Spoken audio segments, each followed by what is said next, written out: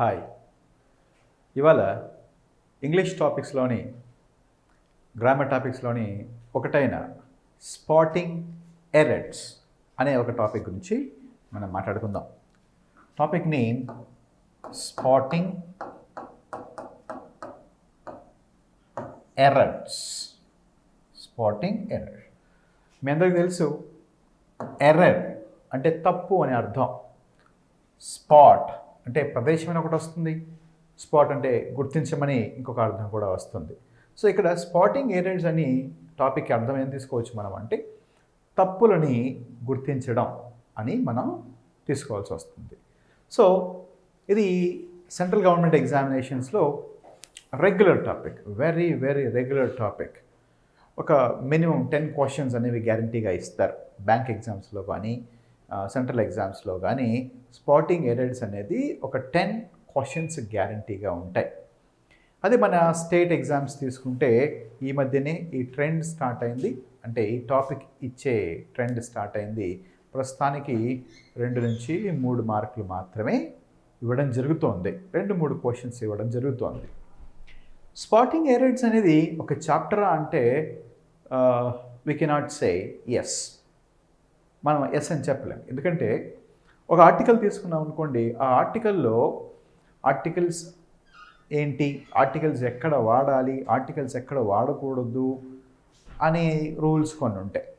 అదే ప్రిపోజిషన్స్ తీసుకుంటే ఏ వర్బ్ తర్వాత ఏ ప్రిపోజిషన్ రావాలి, ఏ అడ్జెక్టివ్ తర్వాత ఏ ప్రిపోజిషన్ రావాలి, ప్రిపోజిషన్స్ ఎక్కడ వాడాలి, ప్రిపోజిషన్స్ ఎక్కడ వాడకూడదు, ప్రిపోజిషన్స్లో ఉన్న డిఫరెన్స్ ఏంటి అని కొన్ని రూల్స్ ఉంటాయి. టెన్సెస్ తీసుకున్నా, ఇఫ్ క్లాజెస్ తీసుకున్నా, డిగ్రీస్ ఆఫ్ కంపారిజన్ తీసుకున్నా, ఏ చాప్టర్ తీసుకున్నా మనకు కొన్ని రూల్స్, ఎక్సెప్షన్స్ ఉండడం జరుగుతుంది. మరి అలాంటి ఓ చాప్టర్ ఆఫ్ స్పాటింగ్ ఎర్రర్స్ అంటే మనం ఇది ఒక చాప్టర్ అని చెప్పలేం. ఎందుకంటే ఇక్కడ ఇచ్చే ప్రశ్నలు చాప్టర్ గ్రామర్లోని అన్ని చాప్టర్లలోంచి ఒక రూల్ని బేస్ చేసుకుని, లేదా ఆ చాప్టర్లోంచో ఈ చాప్టర్లోంచో ఒక రూల్ని బేస్ చేసుకుని ఒక వాక్యాన్ని తీసుకొని అందులో తప్పు ఇంటెన్షనల్గా చేయడం కానీ తప్పు ఉంచకపోవడం కానీ చేసి ఒక క్వశ్చన్ ఇస్తాడు. సో ఒక వాక్యాన్ని ఇచ్చి ఆ వాక్యంలో తప్పు ఉందా లేదా అని మాత్రమే గుర్తించమని అంటాడు. తప్పు ఫర్ ఎగ్జాంపుల్ ఒక వాక్యం మనం తీసుకుందాం అనుకోండి. చూడండి, కొన్ని సెంటెన్సెస్ మనం చూద్దాం. Mathematics are a difficult subject to understand, no error. ఒరిజినల్గా ఒక సెంటెన్స్ తీసుకుందాం. Mathematics are a difficult subject to understand అని అన్నాడు. ఎవరో ఇంగ్లీష్ మాట్లాడుతున్నో ఏదో వాక్యం ఇంగ్లీష్ రాస్తున్నో mathematics are a difficult subject to understand అని అన్నాను అనుకోండి, ఈ వాక్యం గ్రామటికల్గా తప్పు ఉంది ఈ వాక్యంలో. మరి అది ఉందా లేదా అని మాత్రమే మనం చెప్పాలి. So examination point of view spotting ఎర్రర్స్ని ఇస్తే, సో బోర్డు మీద చూస్తున్నట్టుగా మీకు ఇలా ఉంటాయి. సో ఒక సెంటెన్స్ ఇవ్వబడుతుంది. That sentence is divided into 4 parts. So 4 పార్ట్స్గా డివైడ్ చేస్తాడు. 3 or 4 పార్ట్స్గా డివైడ్ చేస్తాడు. ఆ 3 or 4 పార్ట్స్లో ఏ పార్ట్లో మిస్టేక్ ఉందో we have to identify. So అది మాత్రమే మన వర్క్ అనమాట. అలా కరెక్ట్గా ఐడెంటిఫై చేస్తే మనకు మార్కులు ఇవ్వడం జరుగుతుంది. So let us see some questions like that. అలాంటి క్వశ్చన్స్ మనం కొంచెం చూద్దాం, స్పాటింగ్ ఎర్రర్కి సంబంధించినవి. సో మొదటిది తీసుకున్నట్టయితే mathematics are a difficult subject to understand, no error. No error అంటే ఈ వాక్యంలో ఏ తప్పు లేనప్పుడు నో ఎర్రర్ని తీసుకోవాలి. So he is asking us, the examiner is asking us, so where is the mistake, identify it, spot that. So is that mistake in part A or part B or part C or part D, లేదా the sentence is right అయితే then pick the answer, pick the option E అని అంటున్నాడు అనమాట. So let us see, మన grammar నాలెడ్జ్ని ఉపయోగించి మనం ఒకసారి చెక్ చేద్దాం. Mathematics are a difficult subject to understand. Mathematics అనేవి రూల్స్, ఇంగ్లీష్ గ్రామర్లోని కొన్ని రూల్స్ ప్రకారం మ్యాథమెటిక్స్ చివరిలో వేస్తూ వస్తున్నప్పటికీ కూడా అది ప్లూరల్ కాదు, అది ఒక సబ్జెక్ట్, గణిత శాస్త్రము అని. సో రూల్ ప్రకారం మ్యాథమెటిక్స్, ఫిజిక్స్, ఎకనామిక్స్, సివిక్స్ ఇవన్నీ కూడా సబ్జెక్టులు. సో సబ్జెక్టులు అనేవన్నీ కూడా సింగులర్గా తీసుకుంటాం, ఇవి ఒక యూనిట్గా తీసుకుంటాం కాబట్టి సింగులర్గా తీసుకుంటాం కాబట్టి సింగులర్ సబ్జెక్ట్కి సింగులర్ హెల్పింగ్ వర్బ్నే వాడాలి, సింగులర్ వర్బ్నే వాడాలి అనే రూల్ ఉంటుంది. సబ్జెక్ట్ అండ్ వర్బ్ అగ్రిమెంట్ అనే ఒక రూల్స్ మనం తీసుకున్నట్టయితే సింగులర్ సబ్జెక్ట్కి సింగులర్ వర్బ్ ఫామ్నే వాడాలి, ప్లూరల్ సబ్జెక్ట్కి ప్లూరల్ నౌనే వాడాలి అనే ఒక బేసిక్ గ్రామర్ రూల్ ఉంది. ఆ రూల్ ప్రకారం మ్యాథమెటిక్స్ అనేది సింగులర్ కాబట్టి సింగులర్ హెల్పింగ్ వర్బ్ వాడాల్సింది, కానీ ఆర్ వాడడం జరిగింది ఇక్కడ, అంటే మిస్టేక్ జరిగింది ఇక్కడ, ఈజ్ ఉండాల్సింది పోయి ఆర్ ఉంది. కాబట్టి మనం రాంగ్ ఎక్కడుంది, మన మిస్టేకు బీలో ఉంది. ఓకే, సో అలా ఐడెంటిఫై చేశారు. సెకండ్ క్వశ్చన్ చూడండి. I and you wish to settle in Canada. ఇక్కడ స్పీకర్ ఏం మాట్లాడుతున్నాడు లిజనర్ తోటి, నువ్వు నేను కెనడాలో సెటిల్ అవ్వాలనుకుంటున్నాం అని కోరుకుంటున్నామని చెప్పాలనుకున్నాడు. మరి ఇంగ్లీష్లో వాక్యం చెప్తే ఐ అండ్ యూ అని వాడాడు. సో ఇంగ్లీష్ గ్రామర్ రూల్స్ ప్రకారం ప్రొనౌన్స్ అనే చాప్టర్లో మనకు తెలుస్తుంది ఆల్వేస్ లిజనర్ని ఫస్ట్ ఉంచాలి, తర్వాత స్పీకర్ని తర్వాత ఉంచుకోవాలి. So never talk about speaker first. So ఇద్దరు మనుషులు మాట్లాడుకుంటున్నప్పుడు ఆ స్పీకర్ అనే వ్యక్తి లిజనర్కి ఫస్ట్ ప్రియారిటీ ఇవ్వాలి, యూ అండ్ ఐ అని చెప్పాలి. సో ఇక్కడ జరిగిన తప్పేంటి అంటే ఐ అండ్ యూ అని వాడాడు. సో ఇది తప్పు, యూ అండ్ ఐ అని ఉండాలి. సో ఇక్కడ మిస్టేక్ ఉంది, యూ అండ్ ఐ అని చెప్పాల్సింది పోయి ఐ అండ్ యూ అని చెప్పడం వల్ల ఈ సెంటెన్స్లో ఇక్కడ గ్రామటికల్ ఎర్రర్ వచ్చింది. సో ఇది తప్పు. Okay, right. Let us see one more question. I have 4 brother-in-laws అనే ఒక సెంటెన్స్ని ఇక్కడ రాయడం జరిగింది. So our work we need to find out where the mistake is in the sentence. ఎప్పుడైనా మనకు సిస్టర్ ఇన్ లాస్ అని బ్రదర్ ఇన్ లాస్ అని మాట్లాడుతూ ఉంటాం. ఆ మాట్లాడుతున్నప్పుడు సిస్టర్స్ ఇన్ లా అని చెప్పాలి తప్ప సిస్టర్ ఇన్ లాస్ అని బ్రదర్ ఇన్ లాస్ అని చెప్పకూడదు అనమాట. సో ఇది నౌన్ పార్టికల్, నౌన్ అనే టాపిక్లో జరిగే mistake, regular common mistakes. So ఇక్కడ I have 4 brother in laws, in laws అనేది తప్పు. ఇక్కడ ఏం చెప్పాలి, I have 4 brothers in law అని చెప్పాలి. So brother in law, brothers in law, sister in law, sisters in law. Okay, right. So ఇక్కడ mistake ఎక్కడ జరిగింది అంటే ఈ లాస్ అనే పదం దగ్గర. సో మనం తప్పుని ఐడెంటిఫై చేయాలి, ఆ తప్పు డి అనే పార్ట్లో ఉందన్నమాట. ఫోర్త్ సెంటెన్స్ చూసినప్పుడు the committee has disputed with one another on the main issue, no error అని అంటున్నాడు. ఆ కమిటీ డిస్ప్యూట్, వివాదమైంది. ఆ డిస్ప్యూట్కి ఆ కమిటీలో కొంచెం చిన్నపాటే తగాదా వచ్చింది. ఏ విషయంలో వాళ్ళు తగాదా పడ్డారు ఒకరికొకరు ఆ మెయిన్ ఇష్యూలో అని చెప్పి అన్నాడు. వేర్ ఈస్ ద మిస్టేక్ అంటే ద కమిటీ అనేది a group of people, group of members అన్నమాట. అవునా, రైట్. ఇక్కడ కమిటీని 2 రకాలుగా తీసుకుంటాం. కమిటీ ఎప్పుడు కమిటీ మొత్తం అగ్రీ చేసినప్పుడు, ఒకే నిర్ణయం మీద ఉన్నప్పుడు ఒక టీమ్గా తీసుకుంటాం. కమిటీ ఎప్పుడైతే 2 ఒపీనియన్లకు వచ్చిందో, 2 డివైడ్ అయ్యాయో అప్పుడు దాన్ని ప్లూరల్గా తీసుకోవాలి. సో ఆ విధంగా ఆ రూల్ మన మైండ్లో ఉన్నట్టయితే ఇక్కడ ఆ ఇష్యూ మీద 2 ఒపీనియన్స్ వచ్చి డిఫరెంట్ ఆఫ్ ఒపీనియన్స్ వచ్చినాయి, 2 డివైడ్స్ అయ్యారు కాబట్టి 2 థింగ్స్ అంటే 2 పార్టీస్గా డివైడ్ అయ్యారు కాబట్టి కమిటీ. సో ఇక్కడ ప్లూరల్గా వాడుకోవాలి. ద కమిటీ అన్నప్పుడు ప్లూరల్గా వాడాలి అంటే హ్యావ్ అనే పదం తీసుకోవాలి. అదే ఆ కమిటీ ఒకే ఒపీనియన్ మీద స్టాండ్ అయింది, కమిటీ మొత్తం ఒకే నిర్ణయం మీద ఉంది అన్నప్పుడు అది సింగులర్గా తీసుకుంటాం. సో ఇక్కడ హ్యాజ్ అని రాయడం తప్పు జరిగింది కాబట్టి బి అనేది ఆప్షన్ అవుతుంది. 5th క్వశ్చన్ చూస్తే a ass is a hard working animal, no error అని అంటున్నాడు. A ass is a hard working animal అని అంటాడు. సో మన చుట్టూ చాలా జంతువులు ఉన్నాయి. ఒక్కొక్క జంతువు ఒక్కొక్క క్వాలిటీకి మనం చెప్పుకుంటూ ఉంటాం. బాగా కష్టపడే జీవి, తెలివి లేకుండా కష్టపడే జీవి అని మనందరికీ తెలిసింది గాడిద. సో గాడిద కష్టపడి పని చేయడానికి బాగా పేరు పొందింది అని చెప్పచ్చు, రైట్. ఆ చెప్పే ప్రయత్నంలో a ass is a hard working animal అని చెప్పడంలో చిన్నపాటి తప్పు దొరికింది. అదేంటి అంటే ఏ అని చెప్పడం. ఇది ఆర్టికల్ అనే చాప్టర్లో వస్తుంది, ఆర్టికల్స్ అనే చాప్టర్లో. ఆ రూల్స్ మనకి ఇక్కడ గుర్తుండాలి. సో ఇక్కడ రెండు రకాలుగా మనం తీసుకుంటే రెండు రకాలుగా తీసుకోవచ్చు. జనరల్గా ఒక జనరల్గా తీసుకుంటే యాస్ అనే మాట తీసుకున్నప్పుడు యాస్ ఒక గాడిద అని చెప్పాలనుకుంటే ఒకవేళ ఒక గాడిద అని ఒక సింగులర్ కౌంటబుల్ నౌన్ అయి ఉండి కాన్సనెంట్ సౌండ్ వస్తూ ఉంటే అప్పుడు మనం ఏం రాయాలి? ఏ రాయాలి. ఒక సింగులర్ కౌంటబుల్ నౌన్ నుండి ఓవెల్ సౌండ్ వస్తుంటే యాన్ రాయమని చెప్తాం. సో ఆ పరంగా తీసుకున్నప్పుడు ఇక్కడ ఏం రాయాలి? యాన్ రాయాలి. ఓకే, యాన్ యాస్ అని. సో రెండవ రూల్ ఏంటి అంటే ఏదైనా ఒక సింగులర్ కౌంటబుల్ నౌన్ హోల్ రేస్ని రిప్రజెంట్ చేస్తున్నప్పుడు ఆ సింగులర్ కౌంటబుల్ నౌన్ ముందు ఆర్టికల్ దా వాడమని కూడా ఒక రూల్ ఉంటుంది. సో ఇక్కడ మనకు యాస్ ముందు దా రాసినా ఓకే, లేదా యాన్ రాసినా ఓకే, కానీ ఇచ్చిన వాక్యంలో ఏ అని మాత్రమే ఉంది కాబట్టి మిస్టేక్ ఎక్కడ జరిగింది? ఏ దగ్గర జరిగింది. సో ఇక్కడ ఏ అనే పార్ట్లో మిస్టేక్ ఉంది అని ఐడెంటిఫై చేసాం. సో మనకు మార్క్ వస్తుంది. అదేవిధంగా మనం ఇంకొన్ని క్వశ్చన్స్ చూద్దాం. Ganges is a holy river to the Indians no error. So భారతీయులు పవిత్రమైన నదిగా కొలుస్తారు గంగా నదిని.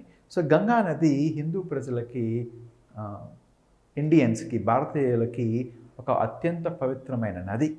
ఇది మనం చాలాసార్లు మనం విన్నది. అదే వాక్యాన్ని ఇంగ్లీష్లో రాసేటప్పుడు Ganges is a holy river to the Indians అని చెప్పారు.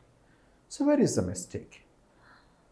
ఆర్టికల్స్ అనే చాప్టర్లో మనకు కొన్ని రూల్స్ వస్తాయి. ఆ రూల్స్లో వేర్ టు యూజ్ ఆర్టికల్స్ అని, where not to use articles అని ఉంటాయి. అందులో ఒక రూల్ తీసుకున్నట్టయితే before the names of rivers article the must be used అని ఉంటుంది. అంటే నదుల పేర్ల ముందు ద అనే ఆర్టికల్ని వాడాలి. ఇక్కడ గ్యాంగస్ అనేది ఒక నది. ఆ నది పేరు ముందు దా రావాలి, మళ్ళీ అక్కడ రాలేదు కాబట్టి మనకు మిస్టేక్ ఎక్కడ జరిగినట్టు? పార్ట్ ఏలో జరిగినట్టు అలా ఐడెంటిఫై చేస్తాం.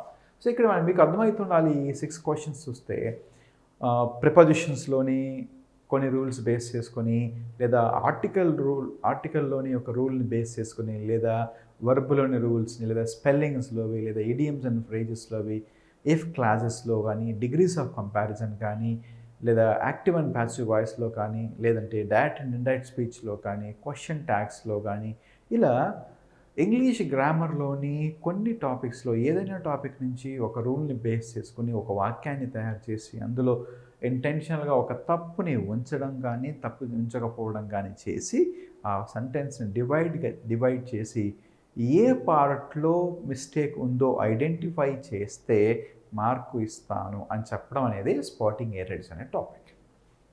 మన 7th క్వశ్చన్ మనం చూస్తే the men who is honest are respected. ఎవరైతే నిజాయితీగా ఉంటారో, నిజాయితీ మనుషులు అవుతారో వారు గౌరవించబడతారు అని చెప్పాలి అనుకున్నప్పుడు ఇక్కడ సబ్జెక్ట్ మంది ప్లూరల్. ఓకే, సో నిజాయితీగా ఉన్న మనుషులు గౌరవించబడతారు, మనుషులు నిజాయితీగా ఉన్నవారు అని చెప్పడం. ద మెన్ అని చెప్పారు. ఓకేనా, ఇక్కడ జనరల్ సెన్స్ తీసుకుంటే మనుషులని అర్థం. మరి ప్లూరల్ సబ్జెక్ట్ కాబట్టి ప్లూరల్ నౌన్, ప్లూరల్ వర్బ్ అని ఉండాలి. మరి the men who are honest are respected, ఎవరైతే నిజాయితీ పరులు అవుతారో వారు గౌరవించబడతారు అని చెప్పడం. సో ఇక్కడ మనకి మిస్టేక్ ఎక్కడ జరిగింది? పార్ట్ సిలో జరిగింది. అలా. So let's see the 8th question. The sceneries of Araku valley is fascinating. The sceneries of Araku valley is fascinating అంటే అరకు లోయ దృశ్యాలు చాలా ఫ్యాసినేటింగ్గా ఉంటాయి, మనసుకు హత్తుకునేలాగా ఉంటాయి అని చెప్పాలి అనుకున్నప్పుడు ద సీనరీస్ అని వాడడం జరిగింది ఇక్కడ.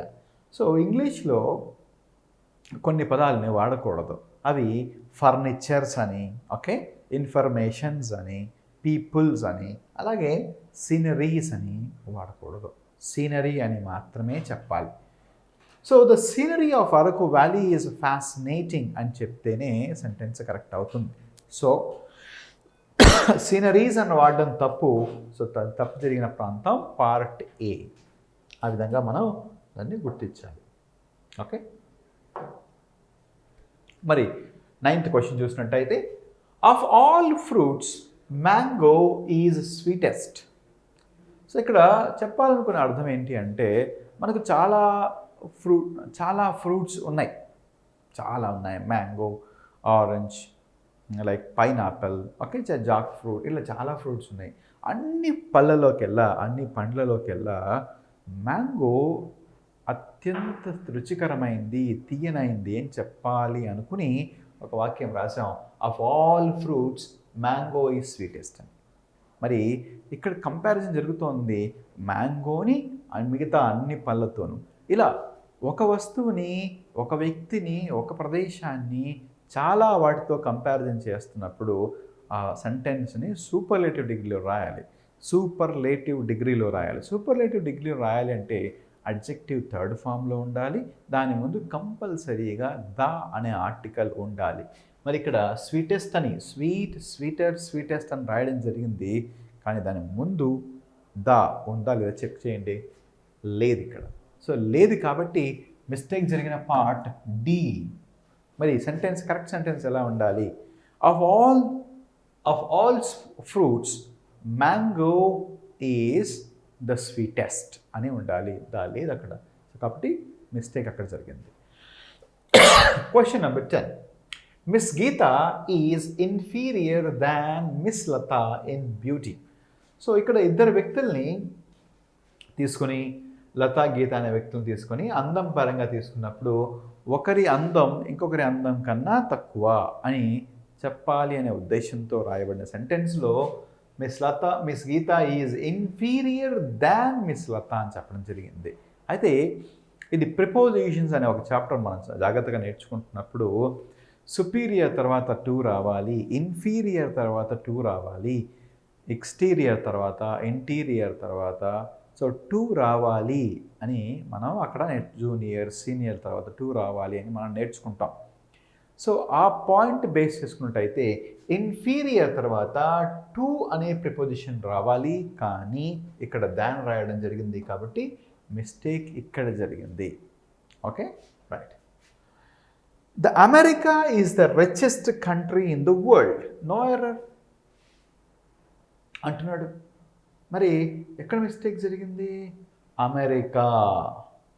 ఆర్టికల్స్ అనే చాప్టర్లో మనం గుర్తు చేసుకున్నట్టయితే ప్రాపర్ నౌన్స్ ముందు, ప్రాపర్ నౌన్స్ ముందు, మెటీరియల్ నౌన్స్ ముందు, యాబ్స్ట్రాక్ట్ నౌన్స్ ముందు ఆర్టికల్స్ వాడము అని చెప్పుకుంటూ వస్తాం.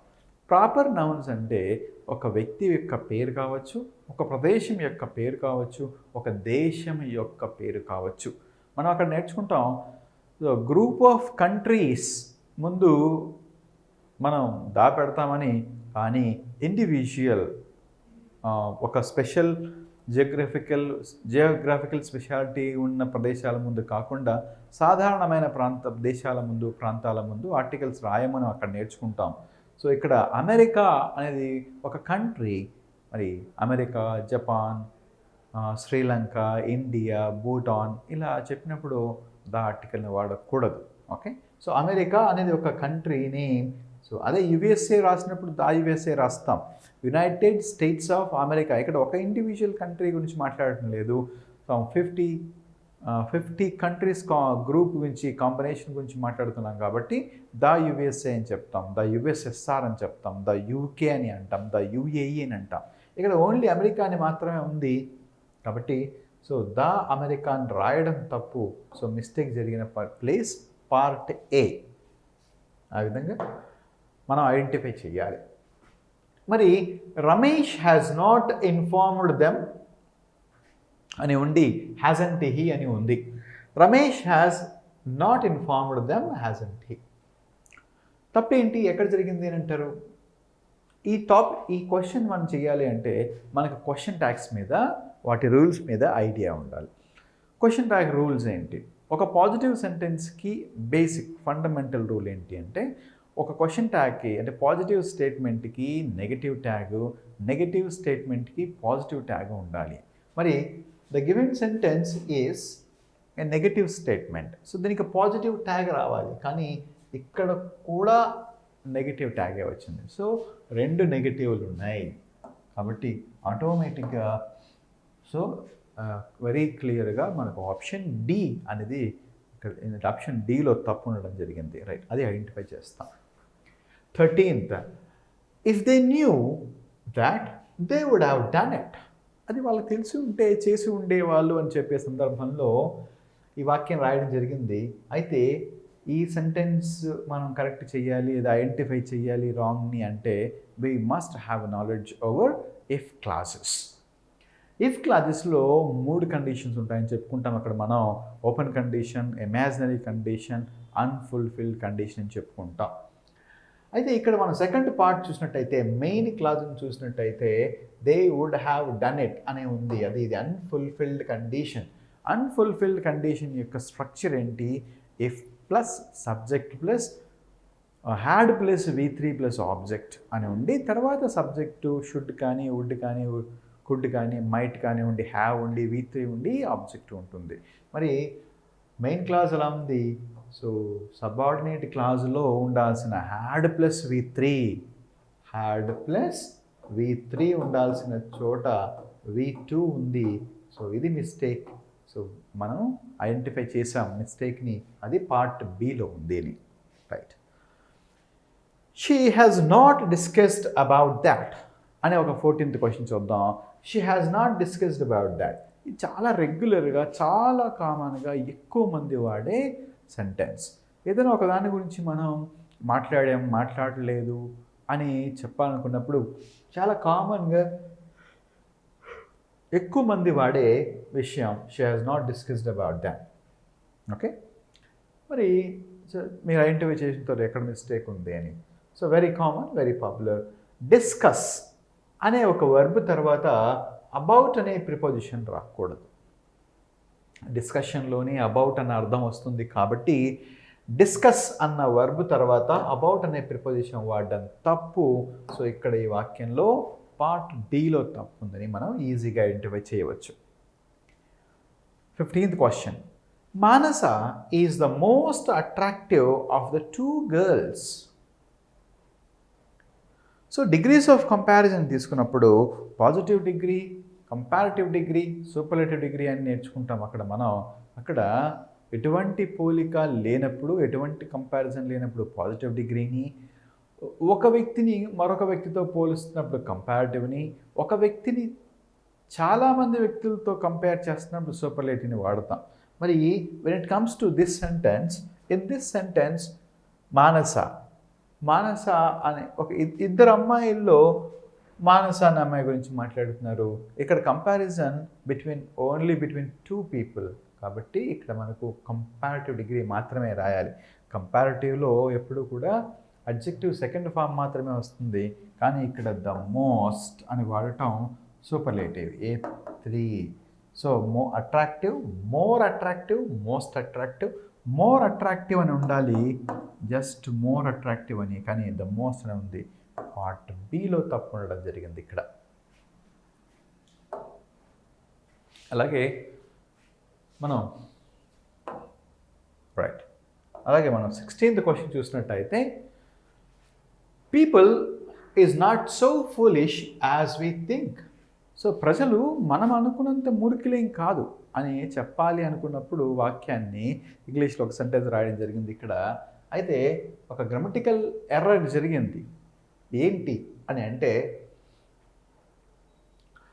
పీపుల్ అనేది ఒక ప్లూరల్ నౌన్, ఒక ప్లూరల్ సబ్జెక్ట్. మరి ప్లూరల్ సబ్జెక్ట్కి ప్లూరల్ వర్బ్నే వాడడం జరగాలి. మరి ఇక్కడ ఈజ్ అనేది ఒక సింగులర్ నౌన్, సింగులర్ వర్బ్. మరి సింగులర్ వర్బ్ కాదు కావాల్సింది, ఇక్కడ మనకు ప్లూరల్ వర్బ్ రావాలి, ఆర్ అని ఉండాలి. సో మిస్టేక్ ఇక్కడ ఉంది, తప్పు అది. People are not so foolish as we think అని ఉండాల్సింది. That I and my brother are very good friends. నేను నా అన్న లేదా సోదరుడు ఇద్దరు కూడా చాలా మంచి మిత్రులం అని చెప్పే సందర్భంలో ఐ అండ్ మై బ్రదర్ అని వాడడం తప్పు. ఇంతకుముందే మనం చెప్పుకున్నాం, according to the pronouns rules ఎప్పుడూ కూడా ఓకే లిజనర్ని ముందు తర్వాత స్పీకర్ని పెడతాం, లేదంటే థర్డ్ పర్సన్ని ముందు తర్వాత ఫస్ట్ పర్సన్ని పెట్టుకుంటాం. ఇక్కడ ఐ అండ్ మై బ్రదర్ అని చెప్పినప్పుడు ఐ స్పీకర్ అయితే మై బ్రదర్ థర్డ్ పర్సన్ అవుతాడు. సో థర్డ్ పర్సన్ ముందు పెట్టాలి. మై బ్రదర్ అండ్ ఐ అని ఉండాల్సింది అలా లేదు, కాబట్టి మిస్టేక్ పార్ట్ ఏలో ఉంది. 18th, the furnitures in the office were repaired. చూసినట్టయితే ద ఫర్నిచర్స్ అంటున్నాడు. ఇంగ్లీష్లో కొన్ని నౌన్స్కి ప్లూరల్స్ అనేవి ఉండవు. ఇంతకుముందు చెప్పినట్టుగా పీపుల్కి సింగులర్ ఉండదు. News NEWS న్యూసే. ఇన్ఫర్మేషన్స్ తప్పు, ఫర్నిచర్స్ తప్పు, అడ్వైజెస్ తప్పు. Okay right. సో మరి ఫర్నిచర్స్ అని చెప్పడం తప్పు, ద ఫర్నిచర్ని మాత్రమే చెప్పాలి. అందువల్ల ఇక్కడ తప్పు జరిగింది. The furnitures. Okay right. The girl who are at the gate is my little daughter. So ఆ గేట్ దగ్గర నిలబడి ఉంది ఆ చిన్న అమ్మాయి, ఆ అమ్మాయి నా కూతురు అని చెప్పాలి అనుకున్నప్పుడు ద గర్ల్. ఇక్కడ సబ్జెక్టు సింగులర్ కానీ దానికి రిప్రజెంట్ చేస్తున్న వర్బ్ మాత్రం ప్లూరల్గా పెట్టారు. సో తప్పది. The girl who is at the gate అని చెప్పాలి. మిస్టేక్ ఇక్కడ జరిగింది కాబట్టి ఇది తీసుకుంటాం. We should love even a enemy. So మనం ఎంతగా ఉండాలి, ఎంత కైండ్ హార్టెడ్తో ఉండాలి అంటే మన శత్రువుని కూడా మనం ప్రేమించగలగాలి అని చెప్తున్న ఓ సందర్భంలో రాసిన ఇంగ్లీష్ వాక్యం తీసుకున్నట్టయితే ఇక్కడ ఎనిమీ అనే ఒక సింగులర్ కౌంటబుల్ నౌన్ తీసుకుంటే స్టార్టింగ్ లెటర్ ఏ అని వస్తోంది. సౌండ్ లెటర్ కాదు, సౌండ్ ఏ అని వస్తోంది. ఓవెల్ సౌండ్ వచ్చే సింగులర్ కౌంటబుల్ నౌన్స్ ముందు యాన్ అనే ఆర్టికల్ని వాడాలి. ఇక్కడ ఏ అని వాడడం జరిగింది కాబట్టి మిస్టేక్ ఇక్కడ జరిగింది. ఓకే మిస్టేక్ అది. 21st క్వశ్చన్ చూసినట్టయితే హిమాలయాస్ లై to the north of India. Himalayas.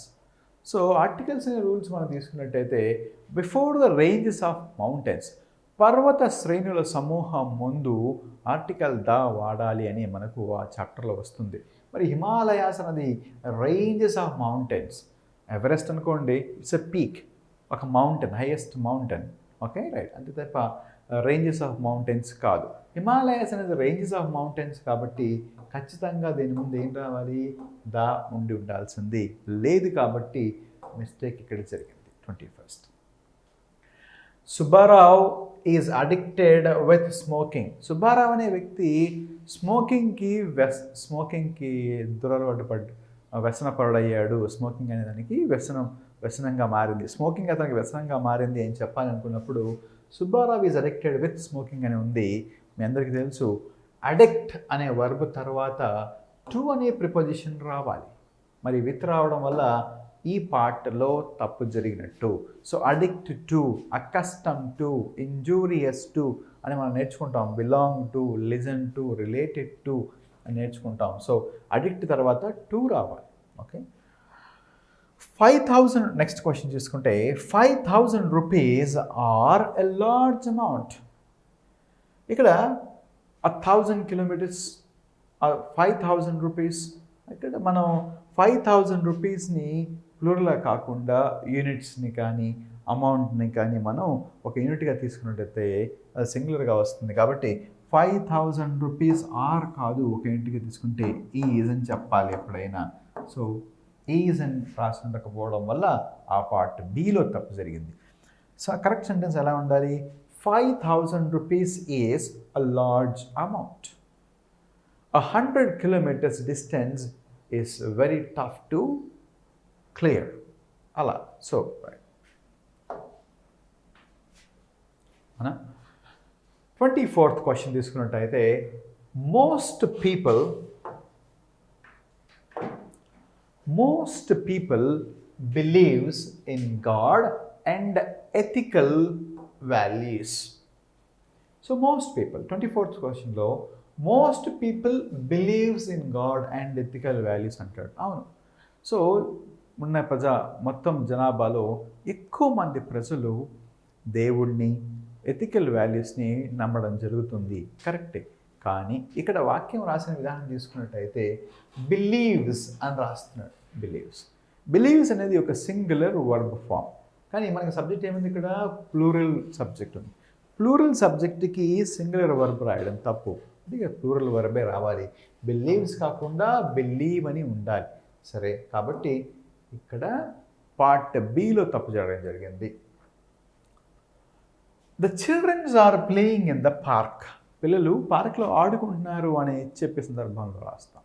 అయితే చైల్డ్ అంటే ఒకరికన్నా ఎక్కువ అన్నప్పుడు సాధారణంగా మనం ఎస్ కానీ ఈఎస్ కానీ ఓఎస్ కానీ చేరుస్తుంటాం నౌన్స్కి ప్లూరల్ చేయడం కోసం. మ్యాంగో మ్యాంగోస్ అని చేస్తాం. పెన్ పెన్స్, ఎస్ చేర్చడం ద్వారా ఈఎస్ చేర్చడం ద్వారా అలా మనం చేస్తాం. అయితే కొన్నింటికి ఎస్ చేర్చడం ద్వారా ప్లూరల్ అవి అవ్వవు. సో ఫర్ ఎగ్జాంపుల్ నైఫ్ అని ఉంది, నైఫ్స్ అని చెప్పకూడదు, నైవ్స్ అని చెప్పాలి. లీఫ్ అని ఉంది, లీవ్స్ అని చెప్తాం.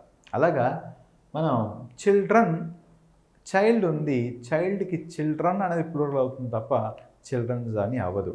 మ్యాన్ అనే పదం ఉందనుకోండి, మ్యాన్కి ప్లూరల్ మ్యాన్స్ కాకుండా మెన్ అని రాస్తాం. అలాగే ఉమెన్ అని ఉన్న పదానికి ఒకరైతే ఉమెన్ అంటే స్త్రీ అయితే విమెన్ అంటే స్త్రీలు అని అర్థం, పురుషులు అని అర్థం. అలాగే లీఫ్ అనే పదానికి ప్లూరల్ లీవ్స్ అవుతుంది అంత తప్ప లీవ్స్ అని అవుతుంది. రైట్, ఓకే, లీవ్స్ అని అవుతుంది, లీవ్స్ అని అవ్వదు. అలాగా చిల్డ్రన్స్ అని రాయడం తప్పు, పీపుల్స్ అని చెప్పడం తప్పు, హెయిర్స్ అని చెప్పడం తప్పు, షీప్స్ అని చెప్పడం తప్పు. అలాగా. సో నౌన్ ఇది నౌన్స్లో జరిగిన మిస్టేక్. చిల్డ్రన్స్ అనే మాట తప్పు, కాబట్టి ఇక్కడ పార్ట్ ఏ అనేది తప్పు. Let us see 26th question. We considered Spandana as a beauty queen. So speaker చెప్తున్నాడు, మేము స్పందన అనే అమ్మాయిని ఒక బ్యూటీ క్వీన్గా మేము పరిగణిస్తామని చెప్తున్నాడు. అయితే ఇక్కడ జరిగిన మిస్టేక్ ఏంటంటే కన్సిడర్ తర్వాత యాజ్ అనే రాకూడదు. సో యాజ్ అనే మిస్టేక్ జరిగింది కాబట్టి రాయడం జరిగింది కాబట్టి సి అనేది తప్పు అన్నట్టు. ఇక్కడ పార్ట్ సి తప్పు. మరి నెక్స్ట్ క్వశ్చన్ చూసినట్టయితే London is on Thames, no error అని అంటున్నాడు. లండన్ ఎక్కడుంది? థేమ్స్ నది ఒడ్డున ఉంది. సో థేమ్స్ అనే ఒక నది ఒడ్డున లండన్ ఉంది అని చెప్తున్నాడు. ఇక్కడ నదుల పేర్ల ముందు before the names of rivers the రాయాలని గ్రామర్ రూల్స్ చెప్తాయి. ఇక్కడ లేదు కాబట్టి పార్ట్ సి తప్పు జరిగింది. Her hairs have turned white. ఇంతకుముందు చెప్పుకున్నట్టుగా హెయిర్స్ అనే పదం వాడకూడదు కాబట్టి పార్ట్ ఏ మిస్టేక్ జరిగింది. A committee of 20 members were sent to England. So, committee, a group of people, వాళ్ళందరూ ఒకటే యూనిటీగా ఉన్నప్పుడు, ఒకే విషయం మీద ఉన్నప్పుడు, డివైడ్ కానప్పుడు దాన్ని ఒక సింగులర్గాను, డివైడ్ అయినప్పుడు ప్లూరల్ వర్బ్ని వాడాలని రూల్ చెప్తుంది. ఇక్కడ మనకు వర్ అని రాయడం తప్పు జరిగినట్టు, ఎందుకంటే ఇక్కడ డివైడ్స్ అనమాట, అది జరగలేదు, డివిజన్ జరగలేదు. కాబట్టి ఇక్కడ వాజ్ అని వచ్చి ఉండాల్సింది. ఆ committee of 20 members was sent to England అని. సో పార్ట్ సి అనేది తప్పుని గుర్తించడం జరిగింది. She seldom comes here doesn't she, no error. ఇక్కడ ఎక్కడైనా తప్పు ఉందా లేదా అని చూసినట్టయితే she seldom comes here doesn't she. Question tags మీద ఉన్నప్పుడు ఇక్కడ మనం చూస్తే, సో అక్కడ మనం సెల్డమ్ అనే పదం ఇది ఇట్స్ ఏ నెగటివ్ వర్డ్.